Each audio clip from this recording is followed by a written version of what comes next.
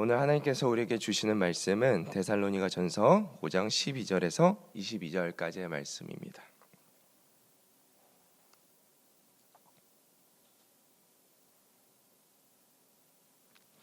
우리 한 절씩 교독하시고 22절 함께 읽도록 하겠습니다. 형제들아, 우리가 너희에게 구하노니 너희 가운데서 수고하고 주 안에서 너희를 다스리며 권하는 자들을 너희가 알고 그들의 역사로 말미암아 사랑 안에서 가장 귀히 여기며 너희끼리 화목하라. 또 형제들아, 너희를 권면하노니 게으른 자들을 권계하며 마음이 약한 자들을 격려하고 힘이 없는 자들을 붙들어주며 모든 사람에게 오래 참으라. 상관가 누구에게든지 악으로 악을 갚지 말게 하고 서로 대하든지 모든 사람을 대하든지 항상 선을 따르라. 항상 기뻐하라. 쉬지 말고 기도하라. 범사에 감사하라. 이것이 그리스도 예수 안에서 너희를 향하신 하나님의 뜻이니라. 성령을 소멸하지 말며 예언을 멸시하지 말고 범사에 하려 좋은 것을 취하고 함께 읽습니다. 악은 어떤 모양이라도 버리라. 아멘. 당시 데살로니가 교회 성도님들은 예수 그리스도의 재림과 종말에 대해서 오해를 하고 있었던 부분들이 있었습니다. 그래서 사도 바울이 그 오해를 풀어주고자 오늘 데살로니가 전서와 후서를 쓰고 있는데요. 특별히 그들이 가지고 있었던 주된 오해 중에 하나는 예수 그리스도께서 재림을 하시는데 곧 얼마 되지 않아서 곧 임할 것이다, 재림하실 것이다라는 오해였습니다. 이로 인해서 이제 일부 성도들은 일상생활을 소홀히 하게 되는 것이죠. 그리고 어떤 이들은 자신이 하던 일들을 멈추고 그저 그냥 예수님을 기다리는 그런 모습들을 가지는 사람들이 있었다라는 것입니다. 이러한 모습들을 보았던 이제 바울이 보냈던 그 디모데가 이런 모습들을 보고 디모데가 바울에게 와서 이런 소식들, 이런 상황들을 전해 준 것이죠. 그래서 바울이 이 재림에 대한 바른 이해를 돕기 위해서 그들에게 이제 편지를 보내고 있는 것이죠. 특별히 사도 바울은 오해를 바로잡기 위해서 예수 그리스도의 재림이 곧 오는 것이 아니라 그 시기는 아무도 모른다라고 이제 강조하여 이야기하고 있습니다. 어제 주일 말씀인데요. 데살로니가전서 5장 1절 2절 말씀입니다. 형제들아, 때와 시기에 관하여는 너희에게 쓸 것이 없음은 주의 날이 밤에 도둑같이 이를 줄을 너희 자신이 자세히 알기 때문이라. 주의 날이 어떻게 임합니까? 도둑같이 임한다라는 거예요. 즉 아무도 모르는 그 밤에, 아무도 모르는 그때, 그 시기에 임할 것이다라고 이야기하고 있는 것입니다. 데살로니가전서 5장 6절 말씀을 보면 그러므로 우리는 다른 이들과 같이 자지 말고 오직 깨어 정신을 차릴지라. 그와 같이 예수님께서 재림하는 그 시기를 그 누구도 알 수 없으니 도둑같이 임하는 그 때를 모르게 임하시는 그 하나님을 생각하면서, 그 예수 그리스도를 생각하면서 항상 깨어 있어야 된다라고 지금 강조하여 말하고 있는 것입니다. 그렇다면 바울이 말하는 깨어 있는 삶은 무엇일까? 바울이 말하는 이 깨어 있는 삶이란 일상의 그러한 일들, 일상 속의 일들을 모두 정리하고 세상과 단절되어지고 예수 그리스도의 재림을 단순하게 기다리는 삶이 아니라 일상 속에서 하나님께서 우리에게 맡기신 그 청지기로서의 삶을 부지런하게 충성되게 감당하고, 그리고 내 이웃을 내 몸과 같이 사랑하고, 하나님께서 우리 안에 내주하시는 그 하나님께서 우리 삶을 통해서 드러나시도록 하나님의 뜻을 따라 사는 삶을 살라라는 것이 지금 마지막 때를 살아가는 이 마지막 때를 살아가는 우리 성도들을 향하여 우리 바울 사도가 권면하고 있는 말씀입니다. 특별히 바울은 오늘 본문을 통해서 우리 성도들이 이 마지막 때를 어떠한 모습으로 살아가야 되는지에 대해서 좀 구체적으로 나열하여 이제 권면하고 있는데요. 먼저 오늘 본문에서 데살로니가 5장 12절 말씀부터는 이제 영적인 지도자에 대한 어떠한 태도를 가져야 되는지에 대한 이야기를 하고 있습니다. 형제들아, 우리가 너희에게 구하노니 너희 가운데서 수고하고 주 안에서 너희를 다스리며 권하는 자들을 너희가 알고, 이 중간에 너희 가운데서 수고하고 주 안에서 너희를 다스리며 권하는 자, 여기서 말하고 있는 자들은 영적인 지도자들을 의미합니다. 그리고 이어지는 12절 마지막 부분에 너희가 알고라는 단어를 사용하고 있는데, 이 알고라는 단어는 이제 존경하다라는 원어적 의미를 가지고 있습니다. 다시 말해서 너희에게 주어진 그 영적인 지도자들을 존경하라라고 말씀하고 있는 거예요. 이어지는 13절에서도 영적인 지도자들에 대한 이야기가 이제 권면이 이어지고 있습니다. 그들의 역사로 말미암아 사랑 안에서 가장 귀히 여기며, 여기서 그들이 이제 영적인 지도자들을 의미하는 것이죠. 영적인 지도자들의 그러한 사역들, 하나님의 일들을 우리가 기억하여서 그들을 사랑하고 그들을 귀히 여겨라라고 하는 것이 지금 사도 바울이 성도들에게 하고 있는 권면입니다. 다시 정리하면 바울은 성도들에게 이 영적인 지도자들, 하나님의 일들을 감당하고 있는 이 영적인 지도자들을 존중하고 존경하고 또한 사랑하고 귀히 여겨라라고 권면하고 있는 것입니다. 바울은 왜 이러한 권면을 특별히 이 성도들에게 하고 있는 것일까? 생각해 보면 당시에는 지금처럼 신학교가 지어져 있는 것도 아니고, 이제 초대교회가 이제 생겨난 지 얼마 되지 않았고, 그 교회 안에서도 영적인 지도자들에 대한 그 처우나 그런 시스템들이 잘 마련되지 않았을 것입니다. 그런 상황 속에서 이 성도들의 자발적인 사랑과 존중과 따라가는 그런 모습들이 없다면 사실 영적인 지도자들 입장에서 그들을 가르치고 건계하고 이끄는 것이 쉽지 않았다라는 거예요. 사도 바울은 이것을 너무나 잘 알고 있었습니다. 때문에 특별히 성도들에게 영적인 지도자들에 대한 사랑과 존중을 부탁하고 있는 것이죠.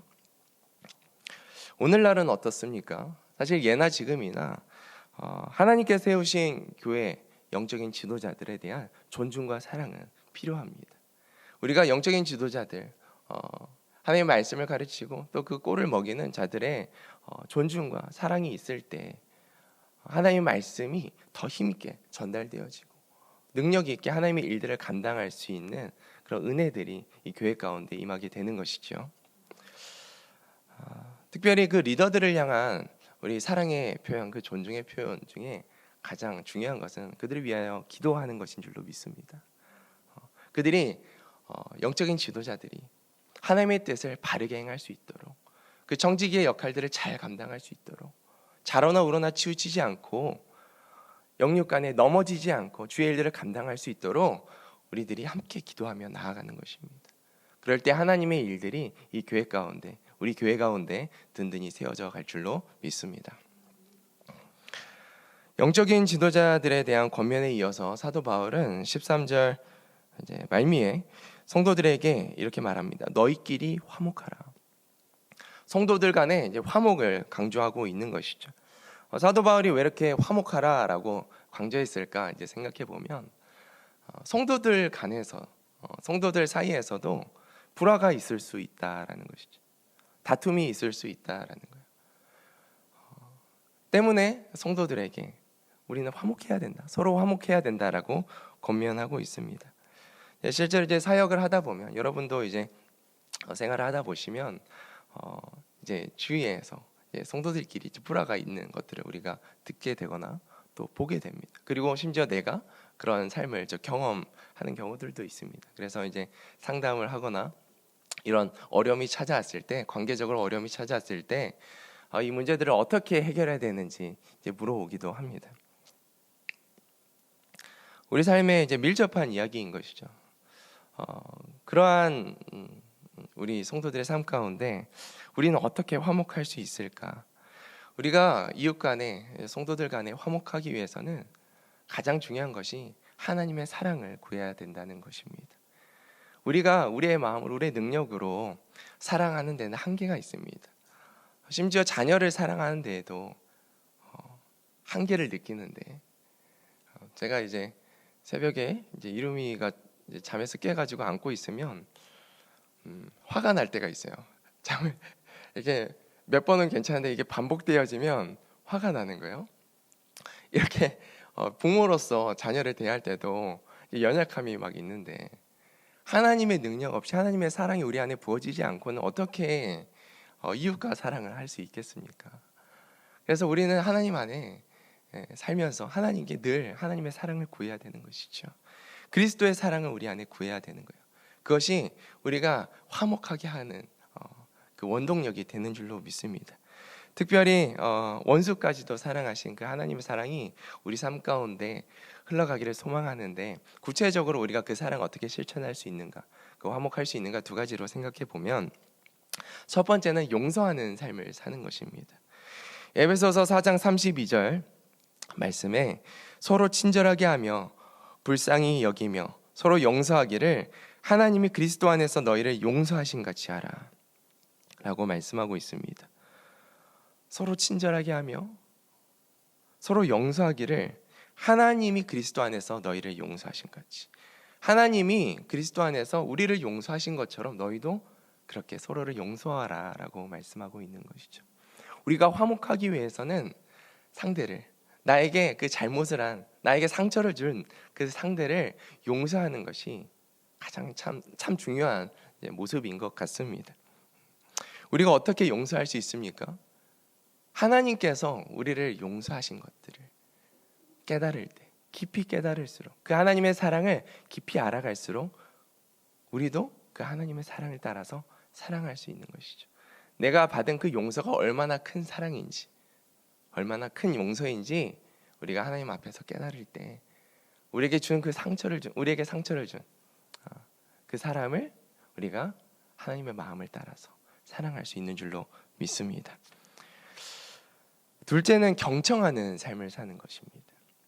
야고보서 1장 19절 말씀에 사랑하는 형제들아, 너희가 알지니 사람마다 듣기는 속히 하고 말하기는 더디하며 성내기도 더디하라 라고 권면합니다. 우리는 공동체 안에서 이제 상대방의 소리를 듣기보다는 말하기를 좋아하는 것 같습니다. 하나님께서 우리의 이제 모습을 보면 귀를 2개를 주시고 입을 하나를 주셨다라는 것은 좀 영적인 의미가 있는 것 같습니다. 말하기는 더디하고 듣기는 속히 하라는 것이죠. 경청하라 하나님께서 말씀하십니다.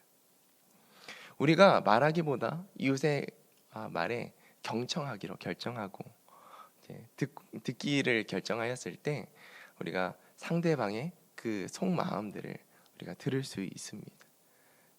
그 숨겨져 있는 그 속마음까지 우리가 들을 때 우리는 화목하는 그 삶으로 힘써 나아갈 수 있는 것입니다.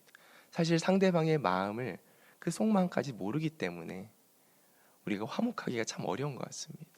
그런데 우리가 이웃의 마음, 또 가까운 이 가족들의 마음들을 경청하고 우리가 들으려고 노력할 때 그 안에 어떤 생각을 가지고 있는지 듣고 더 그리스도 안에서 화목하는 그 자리로 나아갈 수 있는 줄로 믿습니다.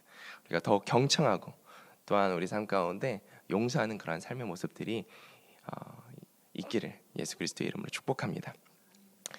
14절 말씀입니다. 또 형제들아, 너희를 권면하노니 게으른 자들을 권계하며 마음이 약한 자들을 격려하고 힘이 없는 자들을 붙들어주며 모든 사람에게 오래 참으라. 게으른 자들에 대하여는 타이르고 마음이 약한 자들을 격려하고 힘이 없는 자들을 붙들어주라고 권면하고 있는데요. 다시 말해서 이제 바울은 약자들에 대한 지금 설명을 하고 있습니다. 약자들을 힘써 도우라고 권면하는 거예요. 약자들을 돕는 일에 대해서 정말 중요한 성품이 무엇인가? 이어서 이렇게 말씀하고 있는 모든 사람에게 오래 참는 이 인내의 역할입니다. 우리가 약자들을 대할 때 마치 부모가 자녀와 같은 이 약자들을 기를 때 항상 필요한 덕목이 인내하는 것이죠. 우리가 참지 않으면 자녀가 자라나는 것을 우리가 기쁨으로 받아들일 수가 없습니다. 그 시간들을 견딜 수가 없는. 근데 하나님의 마음으로, 하나님의 그 사랑으로 인내하고자 할 때, 오래 참고자 할 때 우리의 삶을 통해서 그 자녀들에게, 그 약한 자들에게 하나님의 사랑이 온전히 흘러갈 수 있는 것이죠. 그리고 그 삶 가운데, 그 연약한 자들의 삶 가운데 하나님의 은혜로 말미암아 자라나는 그 기쁨을 함께 누릴 수 있게 되는 것입니다. 그래서 마음이 약한 자들, 믿음이 약한 자들, 지금 당장 변화되지 않는 그런 사람들을 놓고 바로 나의 뜻대로, 나의 마음대로 행동하고 이렇게 밀어붙이는 것이 아니라 하나님의 마음을 가지고 오래 참음으로, 우리의 그 태도를 통해서, 그 인내의 모습들을 통해서 그 연약한 자들에게 하나님의 사랑이 온전히 흘러가도록 우리가 힘쓰는 것입니다.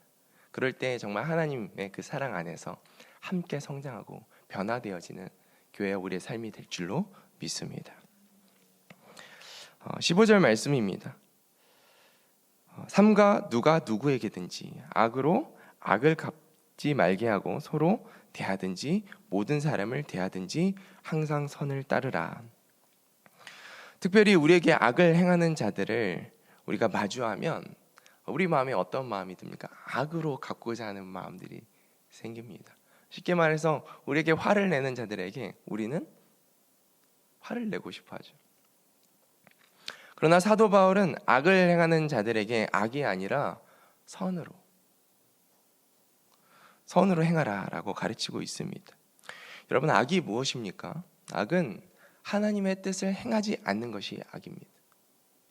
선은 무엇입니까? 하나님 뜻 안에 하나님 뜻을 행하는 것이 선입니다. 다시 말해서 우리가 모든 사람을 대할 때 우리가 하나님 뜻 안에서 하나님의 뜻을 따라서 행하는 그러한 태도들이 필요하다는 것입니다. 누군가가 나의 삶 가운데 악을 행할 때 바로 내 뜻대로, 내 방식대로 행동하고 말하는 것이 아니라 그 순간순간에 하나님은 어떠한 마음을 가지고 계시는지 성령께 물음으로 하나님의 뜻을 행하는 그런 선을 행하라고 하나님께서 우리에게 가르쳐주고 계시는 것입니다. 그럴 때 우리 삶을 통해서 내가 아니라 우리 내 안에 살아계시는 그 하나님이 나타나는 것이죠. 그렇다면 우리를 향한 그 보편적인 하나님의 선, 하나님의 뜻이 무엇일까? 이어서 우리가 말씀을 통해서 보게 됩니다. 16절에서 18절 말씀인데요. 항상 기뻐하라, 쉬지 말고 기도하라, 범사에 감사하라. 이것이 그리스도 예수 안에서 너를 향하신 하나님의 뜻이니라. 항상 기뻐하고 쉬지 말고 기도하고 범사에 감사하는 것이 우리를 향한 하나님의 뜻, 그 선이라고 오늘 말씀을 통해서 가르쳐주고 계시는 것입니다. 항상 기뻐하는 것. 우리 삶 가운데 악이 찾아왔을 때, 어려움이 찾아왔을 때 우리는 어떻게 항상 기뻐할 수 있습니까? 이 항상 기뻐할 수 있는 힘은 우리가 하나님을 향한 그 하나님의 선하심과 그 인자하심을 향한 그 신뢰를 바탕으로 하였을 때 우리가 항상 기뻐할 수 있는 것 같습니다. 우리 삶 가운데 악이 찾아오지만 여전히 하나님 우리 삶 가운데 선하시고 인자하심으로 우리 삶을 인도하실 것이다 라는 그런 믿음과 기대함이 있기 때문에 우리가 그런 상황 속에서도 하나님의 뜻을 구하고 하나님의 뜻을 행함으로써 그 삶 속에서 기뻐할 수 있는 거예요. 하나님의 일들을 기대함으로 기뻐할 수 있는 것이죠. 그리고 쉬지 말고 기도하라 라는 것은 무엇을 의미합니까? 쉬지 않는 것, 우리 일상 속에서, 우리 삶 속에서 쉬지 않는 것 하나 있죠. 호흡하는 것입니다. 호흡하는 것처럼 기도하라는 거예요. 기도는 하나님과 대화 있고 호흡하는 것처럼 모든 순간에 하나님의 뜻을 묻고 하나님의 그 선하신 뜻을 묻고 행하라는 것입니다. 그럴 때 우리 삶 가운데 하나님의 선이 나타나게 되는 것이죠. 범사에 감사하라. 우리가 행하신 일들을 감사할 수 있습니다. 그런데 하나님께서 앞으로 행하실 일들도 우리가 감사할 수 있는 것이죠. 이러한 것들이 하나님이 내 삶 가운데 일하실 것들을 믿고 기대할 때, 그리고 매 순간 우리 삶 가운데 하나님의 그 선하신 뜻을 묻고 행동하고 말할 때 우리는 하나님의 일들을 기대함으로 또한 감사할 수 있고 우리의 삶 가운데 이루신 일들을 놓고 감사할 수 있으며 그리고 우리가 어떠한 상황 가운데 있을지라도 우리가 기뻐할 수 있는 줄로 믿습니다. 이러한 우리의 삶을 통해서 하나님은 하나님의 뜻을 이루십니다. 19절 말씀, 성령을 소멸하지 말며, 여기서 이제 소멸한다라는 뜻은 한자어로 이제 사라질 소가 아니라 이게 불사를 소입니다. 그러니까 공동 번역이나 이제 세가족 세번역을 살펴보면 성령의 불을 끄지 말라라는 뜻이죠. 성령의 불을 끈다라는 것이 무엇일까 생각해 보면 우리의 삶 가운데 역사하시는 그 하나님의 역사하심, 우리 안에 내주하셔서 역사하시는 그 하나님의 역사하심의 그 불을 끄지 말라라는 것이죠. 성령의 은사, 성령의 열매, 하나님께서 우리 안에 임하심으로써 나타나는 그러한 성령의 불들을 끄지 말라라고 사도 바울은 권면합니다. 계속적으로 우리가 어떻게 하면 이 불을 끄지 않을까? 어떻게 하면 이 불을 끄지 않는 삶을 살 수 있을까? 반대로 어떻게 하면 이 불이 꺼지는가에 대해서 생각해 볼 때 우리 안에서 계속적으로 말씀하시는 하나님의 뜻을 거절하고 내 마음대로 살아갈 때, 다시 말해서 하나님의 선이 아니라 악을 행하고 죄를 따라갈 때 우리 안에서 나타나시는 하나님의 역사하심, 그런 성령의 불들을 꺼뜨릴 수 있다라는 거예요. 때문에 우리는 계속적으로 기도하고 항상 하나님의 뜻을 물어가며 하나님과 동행하는 그 삶 속에서 성령의 불을 꺼뜨리는 삶이 아니라 성령의 불을 타오르게 우리 삶을 통해서 성령의 불을 전하는 자들의 삶이 되어야 될 줄로 믿습니다. 이어지는 21절, 22절 말씀이죠. 20절 말씀이죠. 예언을 멸시하지 말고, 성경에서의 이 예언은 하나님의 말씀을 의미합니다. 오늘날에도 이제 예언적인 선포가 강단에서 선포되어지고 있습니다. 하나님의 말씀이 선포되어지는 것이죠. 특별히 어저께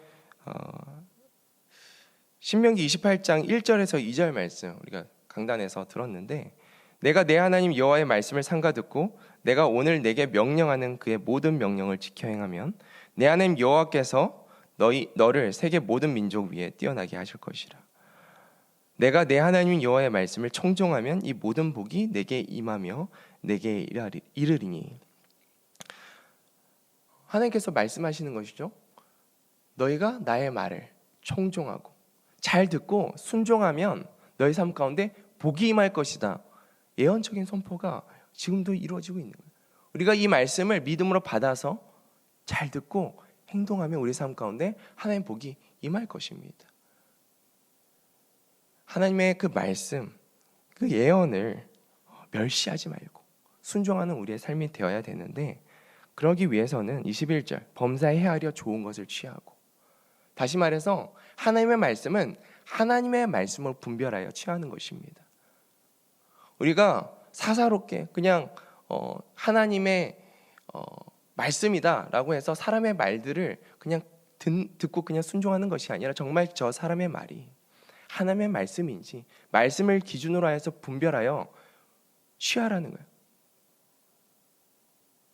좋은 것을 취하고 악은 어떠한 모양이라도 버리라. 앞서 말씀드렸죠. 악은 하나님의 뜻이 아닌 것이 악입니다.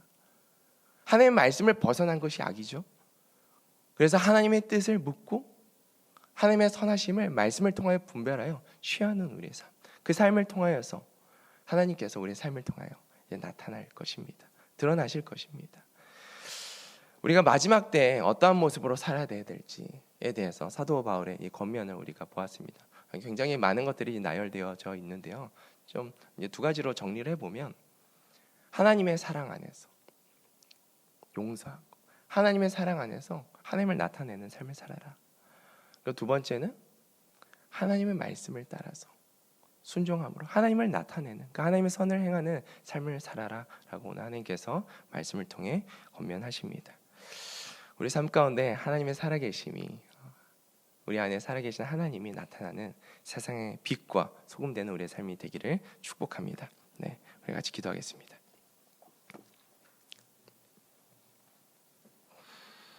하나님, 오늘 말씀을 통하여서 하나님이 우리 삶 가운데 어떤 삶을 원하시는지 또 듣게 하심에 감사드립니다. 마지막 때에 우리의 일상의 삶을 저버리고 소홀히 하거나 버려두는 것이 아니라 오히려 하나님께서 맡기신 일들을 충성되게 행하고 이웃을 사랑하고 또 하나님의 말씀을 따라 행함으로 이미 우리 안에 임하신 그 성령 하나님이 우리 삶을 통해서 이 땅 가운데 온전히 드러나시도록 하는 그 삶이 이 마지막 때를 살아가는 우리의 삶인 줄로 믿습니다. 하나님, 우리가 힘써 주님의 그 선하신 뜻을 따라 사는 삶을 살게 하여 주시옵시고 오늘도 우리 삶 가운데 동행하시며 우리에게 말씀하시는 그 하나님의 음성을 듣고 순종함으로써 정말 하나님께서 기뻐하시는 삶, 하나님이 나타나시는 그런 삶을 살 수 있도록 주여 인도하여 주시옵소서.